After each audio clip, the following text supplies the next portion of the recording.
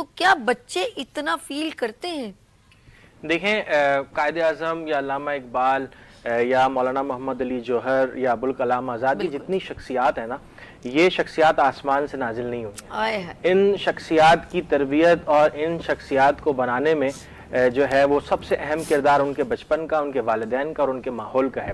تو یہ بہت اچھی چیز ہے کہ ہمارے جو بچے ہیں، آپ آج دیکھیں کہ کم عمر بچے ہیں اور آج یہ ایک بڑے پلیٹ فارم پہ جو ہے وہ اپنا لوہا منوانے آئے ہیں۔ تو دراصل بات یہ ہے کہ آپ کو جب کوئی مستقبل میں ایسی ویژنری شخصیت چاہیے ہوتی ہے تو اس کے لیے آپ کو بچپن سے جو ہے نا اس کی تربیت کرنی ہوتی ہے۔ وقت کرتا ہے پرورش برسوں، حادثہ ایک دم نہیں ہوتا۔ تو آج بچوں کو اگر محسوس نہیں ہوتا ہے کہ ان کی کچھ غلطیاں ہیں تو اساتذہ ہیں وہ بتاتے ہیں، جیسے ہمیں بتایا گیا، اور آج اساتذہ ہی کی وجہ سے منور رانا نے کہا تھا نا کہ خود سے چل کر نہیں یہ طرز سخن آیا ہے، پاؤں دابے ہیں بزرگوں کے تو فن آیا ہے۔